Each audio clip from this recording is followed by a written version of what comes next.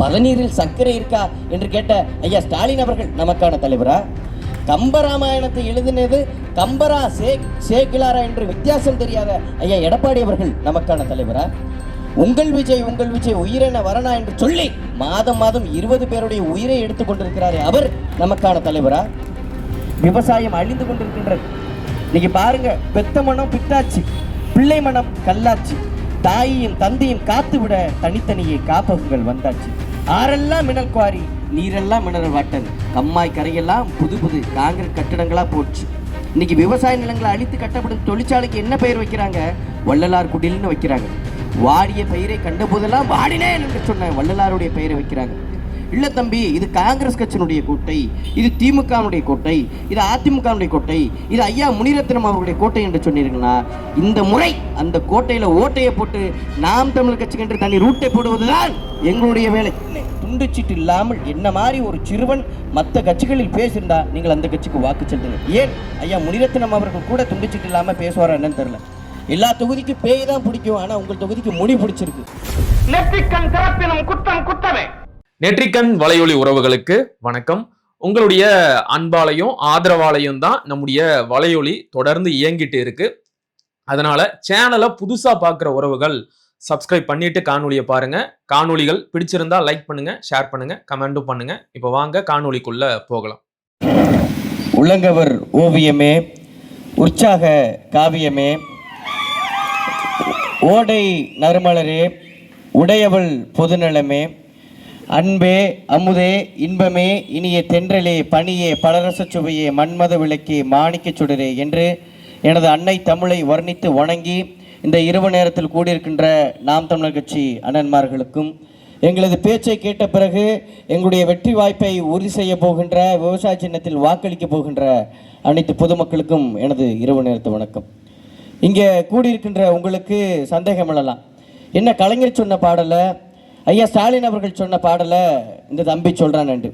வடச்சென்ன படத்தில் ஒரு வசனம் ஒன்று வரும், அவன் பொருளை எடுத்து அவனையே போடணும் அப்படின்னு. அதற்காகத்தான் எங்கு கூட்டங்களுக்கு போனாலும் இதையே சொல்லி ஆரம்பிக்கிறது. கடந்த 50-60 ஆண்டு காலமாக நம்ம உதயச்சீரனுக்கும் ரெட்டலைக்கும் வாக்கு செலுத்தணும். இந்த ஜனநாயக நாட்டில் நமக்கென்று இருக்கின்ற ஒரே ஒரு உரிமை என்றால் அது வாக்குத்தான். அப்படி நாம நம்பி உதயச்சீரனுக்கும் ரெட்டலைக்கு வாக்கு செலுத்தணும், காங்கிரஸுக்கு கை சின்னத்தில் வாக்கு செலுத்தணும். வாக்கு செலுத்தி நாம நலம் பெற்றோமான்னு கேட்டால் கிடையாது. உலகிற்கு அறத்தை கற்பித்த வள்ளுவர் சொல்றாரு, வானோக்கி வாழும் உலகெல்லாம் மன்னவன் கோல் நோக்கி வாழும் குடி என்று சொல்றாரு. ஒரு வயல்ல விதநெல்ல தெளிச்சுட்டு நம்ம எப்படி மழைக்காக ஏங்கி தவிக்கிறோமோ அதே போல நல்லாட்சிக்காக மக்கள் ஏங்கி தவிக்கிறார்கள் என்று சொல்றார். அது போலத்தான் நம்ம 60-70 ஆண்டு காலமாக நல்லாட்சிக்கு ஏங்கி தவிக்கிறோம். கடந்த 4 ஆண்டுகளாக 4 முறை நாம காங்கிரஸுக்கு கை சின்னத்துக்கு வாக்கு செலுத்தணும். வாக்கு செலுத்தி நலம் பெற்றோமா? நம்முடைய வீட்டில் பொருளாதார வளர்ச்சி அடைந்ததா? நம்ம வீட்டு பிள்ளைகளுக்கு வேலைவாய்ப்பு கிடைத்ததா? பள்ளி சீரா இருக்கா? மருத்துவமனைகள் சீரா இருக்கா? இந்த பகுதியில் உள்ள ஆறுகள் சீரா இருக்கா என்று கேட்டால் கிடையாது.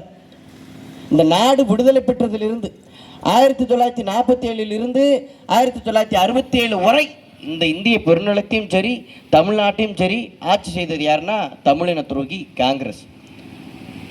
அப்படியாப்பட்ட அந்த காங்கிரஸ் கட்சிக்கு நேர் எதிரான சக்தி நாங்கள் தான் என்று சொல்லி, காங்கிரஸ் கட்சி தமிழர்களுக்கு எதிரானவர்கள், காங்கிரஸ் தமிழ் மண்ணுக்கு எதிரானது, காங்கிரஸ் தமிழிலம் பிள்ளைகளுக்கு எதிரான கட்சி என்று சொல்லி நாம் தமிழர் கட்சிக்கு முன்பே ஆட்சி அதிகாரத்தை கைப்பற்றியது திமுக அறிஞர் அண்ணா தலைமையில். முதலில் மாநில உரிமைகளை பேசிய திமுக பிறகு போக போக தன்னுடைய சுயலாப தேவைக்காக, தன்னுடைய கூட்டணி நலனுக்காக, அற்ப பதவிக்காக ஒட்டுமொத்த உரிமைகளையும் மத்திய அரசிடம் அடகு வைத்தது காங்கிரஸ். அப்படி மத்திய அரசு நம்முடைய உரிமைகள் எல்லாம் போனதுனால காங்கிரஸ் கட்சி என்ன செய்தது? கச்சத்தீவை இலங்கைக்கு தாரவாய்த்து கொடுத்தது. 2009 மே 18 இனப்படுகொலைக்கு முக்கிய அடித்தளமாக இருந்தது. அதுவரை நாம நம்பிக்கொண்டிருந்தோம் நமக்கான தலைவர்கள் காங்கிரஸ் கட்சியில் இருக்கிறார்கள், நமக்கான தலைவர்கள் திமுகவில் இருக்கிறார்கள், நமக்கான தலைவர்கள் அதிமுகவில் இருக்கிறார்கள், தமிழினம் பிள்ளைகளுக்கான தலைவர்கள், தமிழர்களுக்கான தலைவர்கள், தமிழ் மொழிக்கான தலைவர்கள், தமிழ் மண்ணுக்கான தலைவர்கள் இந்த கட்சிகளில் இருக்கிறார்கள் என்று நம்பினோம். அந்த நம்பிக்கையெல்லாம் 2009 மே 18 சாம்பலாகி போனது. அன்றைக்கு முடிவு செய்தது நாம் தமிழர் கட்சி. காங்கிரஸ் தமிழினத்துக்கு எதிரான கட்சி, காங்கிரஸ் தமிழின துரோகி, இவர்களை வீழ்த்தியே ஆக வேண்டும் என்று 2009 மே 18 அன்றைக்கு நாங்கள் முடிவு செய்தோம். அன்றைக்கு என்ன முடிவு செய்தோம்? சாராயம் குடித்து சாவதை விட தன்னுடைய கடைசி காலம் வரைக்கும் ஐயா முனிரத்னம் அவர்களுக்கு காங்கிரஸ் கட்சியில் கை சின்னத்தில் வாக்கு செலுத்தி சாவதை விட திமுகவிற்கும் ஐயா கருணாநிதி அவர்களுக்கும் அவரது மகனுக்கும் ஐயா கருணாநிதி அவர்களுடைய பேரனுக்கும் அவருடைய மகனுக்கும் கடைசி காலம் வரைக்கும் சாவர காலம் வரைக்கும் முட்டு கொடுத்து சாவதை விட தன்னுடைய கடைசி காலம் வரைக்கும் ரெட்டலைக்கு வாக்கு செலுத்தி சாவதை விட பிடித்த நடிகரை பார்க்க போகி சினிமா பைத்தியமாக சாவதை விட தான் பிறந்த மண்ணுக்காக, மக்களுக்காக, மொழிக்காக, இனத்திற்காக போராடி சாவது எவ்வளவோ மேல் என்று நாங்கள் முடிவு செய்து 2009 மே 18 இனப்படுகொலை 2010 எந்த ஆண்டு, எந்த தினம், எந்த மாதம் என் புலிக்கொடி இறக்கப்பட்டதோ அதற்கு அடுத்த ஆண்டு 2010 மே 18 அதே தினத்தில் புலிக்கொடி ஏற்றி அன்றையிலிருந்து இன்றைக்கு வரை தனித்தே களம் காண்டு கொண்டிருக்கின்றது நாம் தமிழர் கட்சி. ஒரு காலத்தில் தமிழன்னா கூலிக்கு வேலைக்கு போவோம், நம்ம பர்மாவுக்கு போவோம், அயல் தேசத்துக்கு வேலைக்கு போவோம் முன்பு பண்டைய காலங்களில். அப்போ ஆங்கிலேயர்கள் தமிழர்களுக்கு என்ன பெயர் வச்சானா? கூலி என்று சொன்னான். ஒரு சிறுவன் வந்தான், தமிழர்கள் என்றால் கூலி இல்லை புலி என்று சொன்னான். அவனுடைய காலுக்கு கீழே, அவனுடைய திருகோணமலைக்கு அவனுடைய காலுக்கு கீழே பல்வேறுக்கணக்கான நாடுகள், சீனா, ரஷ்யா, அமெரிக்கா போன்ற நாடுகள் திருகோணமலை வளத்திற்கு அவனுடைய காலுக்கு கீழே கிடந்தது. அந்த தலைவர் தான் உலகின் ஒப்பற்ற தலைவன் மெதுகை பிரபாகரன். அப்படி இருந்தும் கூட என்ன, அந்த தலைவருடைய படையும் இங்கு துரோகத்தால் வீழ்த்தப்பட்டது. அதற்கு காரணம் இந்த காங்கிரஸ் கட்சி. நம்ம எந்த இடத்துல மாறுதலை தேர்ந்தெடுத்திருக்கோம், எந்த இடத்துல மாற்றத்தை விரும்பியிருக்கோம், நமக்கான தலைவர்கள் யார் என்று என்றைக்காவது ஒரு நாள் நம்ம சிந்திச்சிருக்கிறோமா? ஐயா கருணாநிதி அவர்கள் ரெட்டலை சின்னத்தில் நின்னா கூட நம்ம மறந்து வாக்களிச்சிடுறது. அம்மையா ஜெயலலிதா அவர்கள் உதயசூரியன் சின்னத்தில் நின்றா கூட நம்ம மறந்து அவர்களுக்கே நம்ம வாக்கு செலுத்துவோம். குழப்பத்தில் இருக்கோம். நமக்கான தலைவர்கள் யார் என்று என்றைக்காவது ஒரு நாள் தேர்ந்தெடுத்திருக்கிறோமா? பதநீரில் சர்க்கரை இருக்கா என்று கேட்ட ஐயா ஸ்டாலின் அவர்கள் நமக்கான தலைவரா?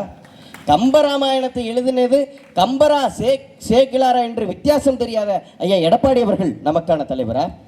உங்கள் விஜய் உயிரென வரணா என்று சொல்லி மாதம் 20 பேருடைய உயிரை எடுத்துக்கொண்டிருக்கிறாரே அவர் நமக்கான தலைவரா?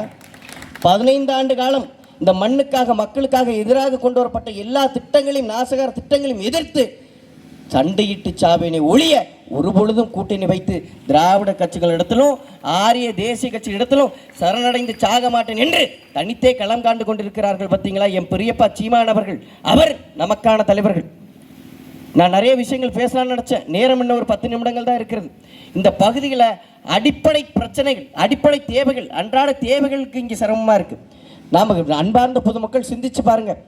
கடந்த 4 முறை ஐயா முனிரத்னம் அவர்களுக்கு வாக்கு செலுத்தணும் காங்கிரஸ் சின்னத்திற்கு. நெல்சன் மண்டேலா சொல்றாரு, கற்பனை விடுதலுக்காக போராடிய நெல்சன் மண்டேலா கல்வியே உலகை மாற்றி அமைக்கக்கூடிய பேராயுதம் என்கின்றார். ஆனால் இந்த நெமிழியில், இந்த சோளிங்கர் சட்டமன்ற தொகுதியில் கல்விக்கூடங்களே மாற்றி அமைக்க வேண்டிய ஒரு நிலை இருக்கிறது. காரணம், நீங்கள் வாக்கு செலுத்தினதுனால, யோசித்து வாக்கு செலுத்தாதனால. ஒரு வாக்குச்சீட்டு துப்பாக்கி தோட்டாவை விட வலிமையானது என்கின்றார் ஆபிரகாம் லிங்கன், அமெரிக்க முன்னாள் அதிபர். அப்படியா பெற்ற ஒரு வாக்கை 200க்கும் 300க்கும் விற்கிறோம், கோட்டருக்கு கோழி பிரியாணிக்கு விற்கிறோம். விற்றதன் விளைவாகத்தான் இன்னைக்கு அடிப்படை தேவைகளான கல்வி, மருத்துவம், குடிநீர் இது நமக்கு சரியாக கிடைக்கல. அன்றாட தேவைகள் கிடைக்கல. நம்முடைய பிள்ளைகளுக்கு படித்து முடித்தா சரியான வேலைகள் இல்லை. சிந்திச்சு பாருங்கள். ஒரு நாட்டினுடைய நலன் என்பது அந்த நாட்டினுடைய வீட்டின் சமையலறையால் தீர்மானிக்கப்படுகின்றது. ஒரு நாட்டினுடைய வீட்டின் நலம் என்பது அந்த நாட்டினுடைய வீட்டின் சமையலறையால் தீர்மானிக்கப்படுகின்றது. ஒரு நாட்டினுடைய நிலத்தின் வளம் என்பது அந்த நாட்டினுடைய நீரின் வளத்தால் தீர்மானிக்கப்படுகின்றது. ஒரு நாட்டினுடைய நீரின் வளம் என்பது அந்த நாட்டினுடைய மரத்தின் வளத்தால் தீர்மானிக்கப்படுகின்றது. ஒரு நாட்டினுடைய மலையின் வளம் என்பது அந்த நாட்டினுடைய மரத்தின் வளத்தால் தீர்மானிக்கப்படுகின்றது. ஒரு நாட்டினுடைய மலையின் வளம், மரத்தின் வளம், நிலத்தின் வளம், நீரின் வளம், எல்லா வளங்களையும் பாதுகாப்பது ஒரு அரசனுடைய கடமையாகும். ஆனால் அப்படியா பெற்ற ஒரு அரசையை தேர்ந்தெடுப்பது யாருன்னா பொதுமக்களாகிய நாம். ஆனால் நாம் சரியான ஆட்சியாளர்களை தேர்ந்தெடுத்தோமா? இந்த சோளிங்கர் சட்டமன்ற தொகுதிக்கு சரியான ஆட்சியாளர்கள், நமக்கான ஒரு சட்டமன்ற உறுப்பினரை தேர்ந்தெடுத்தோமா என்று கேட்டால் கிடையாது. அப்படி தேர்ந்தெடுத்திருந்தா இந்த நேரத்துக்கு நாங்கள் இங்கே கூட்டம் போட்டு கத்த வேண்டிய அவசியம் இல்லை. விவசாயம் அழிந்து கொண்டிருக்கின்றது. இன்னைக்கு பாருங்க, பெத்த மனம் பித்தாச்சு, பிள்ளை மனம் கல்லாச்சு. தாயையும் தந்தையும் காத்துவிட தனித்தனியே காப்பகங்கள் வந்தாச்சு. ஆறெல்லாம் மினல் குவாரி, நீரெல்லாம் மினரல் வாட்டர். கம்மாய் கரையெல்லாம் புது புது காங்கிரீட் கட்டடங்களாக போச்சு. இன்னைக்கு விவசாய நிலங்களை அழித்து கட்டப்படும் தொழிற்சாலைக்கு என்ன பெயர் வைக்கிறாங்க? வள்ளலார் குடில்னு வைக்கிறாங்க. வாடிய பயிரை கண்ட போதெல்லாம் வாடினேன் என்று சொன்ன வள்ளலாருடைய பெயரை வைக்கிறாங்க. இந்த நிலையில இருந்து மீளணும்னா, இந்த நிலை மாறணும்னா நீங்கள் எல்லோரும் என்ன உணர வேண்டும்? விவசாயமும் அரசியலும் தொழில் அல்ல, அது வாழ்க்கை முறை என்று உணர வேண்டும். விவசாயத்தையும் அரசியலும் தொழில் அல்ல, அது வாழ்க்கை முறை என்று தத்துவமாக முன்கொண்டு வந்திருக்கின்ற நாம் தமிழர் கட்சி பிள்ளைகளாகி எங்களுக்கு நீங்கள் விவசாய சின்னத்தில் வாக்கு செலுத்த வேண்டும். ஆனால் இந்த முறையை நாங்கள் இங்கே வாக்கு கேட்டு போகும்பொழுது, இல்லை தம்பி, இது காங்கிரஸ் கட்சியினுடைய கோட்டை, இது திமுகவுடைய கோட்டை, இது அதிமுகவுடைய கோட்டை, இது ஐயா முனிரத்னம் அவர்களுடைய கோட்டை என்று சொன்னீர்கள்னா, இந்த முறை அந்த கோட்டையில் ஓட்டையை போட்டு நாம் தமிழர் கட்சிக்கு என்று தனி ரூட்டை போடுவதுதான் எங்களுடைய வேலை. இதற்கு முன்பு எம் மனத்தை அளித்த காங்கிரஸ் கட்சியினுடைய கோட்டையாக இருந்திருக்கலாம், எம் மனத்தை அளித்ததற்கு துணை போன திமுகவுடைய கோட்டையாக இருந்திருக்கலாம், எம் மனத்தை அளித்ததை துணை போன திமுகவையும் காங்கிரஸையும் வேடிக்கை பார்த்து கொண்டிருந்த அதிமுகவுடைய கோட்டையாக இருந்திருக்கலாம். ஆனால் இந்த முறை உலகின் ஒப்பற்ற தலைவன், உயர்ந்த தலைவன், தமிழின தலைவன் மேதகு பிரபாகரன் பிள்ளைகளுடைய கோட்டையாக மாறும் இந்த சட்டமன்ற தொகுதி. அதை எழுதி வைத்துக் கொள்ளுங்கள். மாற்றத்தை தேடுங்க, மாற்றத்தை விரும்புங்க. யார் நமக்கான தலைவரும் தேர்ந்தெடுங்க. இந்த நேரத்தில் நாங்கள் கூட்டங்கள் போட்டு கத்த வேண்டிய அவசியம் என்ன? எந்த கட்சியிலாவது படித்த பட்டதாரி வேட்பாளராக நிற்கின்றாரா? நாம் தமிழர் கட்சி தவிர மக்களுக்காக போராடி கொண்டு வந்திருக்கின்றோம். இன்றைக்கு எங்களுக்கு கூட்டம் நடத்துவதற்கு கூட காசு இல்லை. கடும் பொருளாதார சுமைக்கு மத்தியில் கூட்டம் நடத்தி கொண்டிருக்கின்றோம். எங்களுக்கு இதெல்லாம் தேவையா? இங்கே கூடியிருக்கின்ற எல்லோருக்கும் குடும்பங்கள் இருக்கின்றது, அவரவர்களுக்கு சுய தேவைகள் இருக்கின்றது. எல்லாவற்றையும் விட்டு மக்களுக்காக உழைக்க வந்திருக்கின்றோம். காரணம், வருமானத்தை விட இனமானம் முக்கியம் என்று நாங்கள் இந்த காலத்தில் நிற்கின்றோம். எங்களுக்கு நீங்கள் வாக்கு செலுத்தணும்.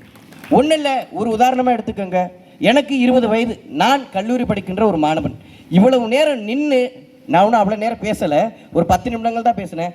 10 நிமிடம் நின்று துண்டுச்சீட்டு இல்லாமல் என்ன மாதிரி ஒரு சிறுவன் மற்ற கட்சிகளில் பேசியிருந்தா நீங்கள் அந்த கட்சிக்கு வாக்கு செலுத்துங்க. ஏன் ஐயா முனிரத்னம் அவர்கள் கூட துண்டுச்சீட்டு இல்லாமல் பேசுவாரா என்னன்னு தெரில. எல்லா தொகுதிக்கும் பேய் தான் பிடிக்கும், ஆனால் உங்கள் தொகுதிக்கு முனி பிடிச்சிருக்கு. அந்த முனியை விட்டு எங்கள் அண்ணன் படித்த பட்டதாரியான எங்கள் அண்ணன் அசோக்குமார் அவர்களுக்கு வாக்கு செலுத்துங்க. ஒரு வாக்கு என்பது வலிமைமிக்க ஆயுதம். நாம் அந்த ஜனநாயக நாட்டில் பிறந்ததிலிருந்து இறப்பு வரைக்கும் நமக்கென்று இருக்கின்ற ஒரே ஒரு உரிமை என்றால் அது வாக்குத்தான். அவ்வளவு வலிமையான ஆயுதம் என்றால் அது வாக்குத்தான். அந்த வாக்கை விற்பனையாக்கிடாதீங்க. சிந்திச்சு வாக்கு செலுத்துங்க. இன்னைக்கு புதிய புதிய கட்சிகள் வருகின்றது. இன்னைக்கு தமிழக வெற்றி கழகம் வந்திருக்கின்றது. நான் விவசாயிக்கும் போடலை, உதயசீரனுக்கும் போடலை, காங்கிரஸில் கை சின்னத்துக்கும் போடலை, ரெட்டலைக்கும் போடலை. நான் விசிலுக்கு வாக்கு செலுத்துகிறேன் என்று நினைக்காதீங்க, என்று சொல்லாதீர்கள். கடந்த 60-70 ஆண்டு காலமாக உதயசீரனுக்கு ரெட்டலுக்கு வாக்கு செலுத்தி தமிழ்நாட்டை குட்டிச்சவராக்கிட்டீங்க. ஆனால் இந்த முறை விசிலுக்கு வாக்கு செலுத்தி வீணடிச்சிடாதீங்க. என் அன்பார்ந்தவர்களே, இந்த நிலத்தில் திமுக இருந்திருக்கின்றது. திமுகவுடைய முன்னோர்கள், நான் சொல்கிற திமுகவுடைய முன்னோர்கள் இந்த மண்ணுக்காக மக்களுக்காக போராடி சிறைக்கு சென்றிருக்கிறார்கள். சிறை கொத்தடிமையிலாக இருந்து இறந்திருக்கிறார்கள். இந்த நேரத்தில் அதிமுக இருக்கின்றது. அதிமுக 69% இடஒதுக்கீடு இந்த மக்களுக்கு பெற்று தந்திருக்கின்றது. அதிமுக முன்னோர்கள் இந்த மண்ணுக்காக மக்களுக்காக போராடி சிறைக்கு சென்றிருக்கின்றார்கள். இந்த நிலத்தில் பாட்டாளி மக்கள் கட்சி இருக்கின்றது. 20 வன்னிய மரபர்கள் தங்களுடைய உயிரையும் இந்த மண்ணுக்காக மக்களுக்காக மொழிக்காக தியாகம் செய்திருக்கிறார்கள். இந்த நிலத்தில் விடுதலை சிறுத்தைகள் கட்சி இருக்கிறது. இன்றைக்கு வரைக்கும் ஒடுக்கப்பட்ட சமூக மக்களுக்காக விடுதலை சிறுத்தைகள் கட்சி போராடி கொண்டிருக்கின்றது. இந்த நிலத்தில் நாம் தமிழர் கட்சி இருக்கின்றது. 15 ஆண்டு காலமாக ஸ்டெர்லைட், எட்டு வழிச்சாலை, பரந்தூர் விமான நிலையம் என்று இந்த மண்ணுக்கும் மக்களுக்கும் ஹைட்ரோ கார்பன், மீத்தேன், ஈத்தேன் என்று இந்த மண்ணுக்கும் மக்களுக்கும் எதிராக கொண்டு வரப்பட்ட அனைத்து சதித்திட்டங்களையும் எதிர்த்து போராடி நின்றிருக்கின்றது நாம் தமிழர் கட்சி. ஆனால் தன்னுடைய வேர்வை துளியை கூட இந்த மண்ணுக்காக மக்களுக்காக சிந்தாத விஜய்க்கு நீங்கள் எப்படி வாக்கு செலுத்த நினைக்கிறீங்க? அன்பார்ந்த பொதுமக்களே, சிந்திச்சு வாக்கு செலுத்துங்க. மாற்றத்திற்கான ஒரே சின்னம் அது விவசாய சின்னம், மக்களின் சின்னம் அது விவசாய சின்னம். நாளைய தலைமுறை பிள்ளைகளுடைய வாழ்வாதாரத்தை காத்திட நீங்கள் எல்லோரும் சிந்திச்சு வாக்கு செலுத்துங்க. ஏன் வாக்கு பெட்டியில் முதலிடத்தில் இருக்க விவசாய சின்னம்? ஏன் அண்ணன் அசோக்குமார் அவர்களுக்கு முதலிடத்தில் இருக்க விவசாய சின்னம்? முதன்மையான தொகுதியாக இந்த சோளிங்கர் சட்டமன்ற தொகுதியை மாற்றுவதற்கு முதலிடத்தில் இருக்கின்றது. அதற்கு எங்களுக்கு ஒரு வாய்ப்பு கொடுங்க. வள்ளுவர் என்ன சொல்றார்? ஒரு பசியும் ஓவாப்பினியும் செருப்பகையும் சேரா திகழ்வது நாடு என்கின்றார் வள்ளுவர். அப்படி பசி பஞ்சமற்ற, ஊழல் லஞ்சமற்ற, நோய் நொடியற்ற ஒரு நாடே உலகின் தலைச்சிறந்த நாடு என்கின்றார் வள்ளுவர். அப்படி பசி பஞ்சம் ஊழல் லஞ்சம் கொலை கொள்ளையற்ற ஊழல் லஞ்சமற்ற தலைச்சிறந்த நாடாக தமிழ்நாடு உருவாக்கப்படும். அதிலும் தலைச்சிறந்த தொகுதியாக இந்த சோளிங்கர் சட்டமன்ற தொகுதி உருவாக்கப்படும். அதற்கு எங்களுக்கு ஒரு வாய்ப்பு தாருங்கள். தமிழ்த்தாய் வாழ்க, தலைவர் பிரபாகரன் வாழ்க, நாம் தமிழர்.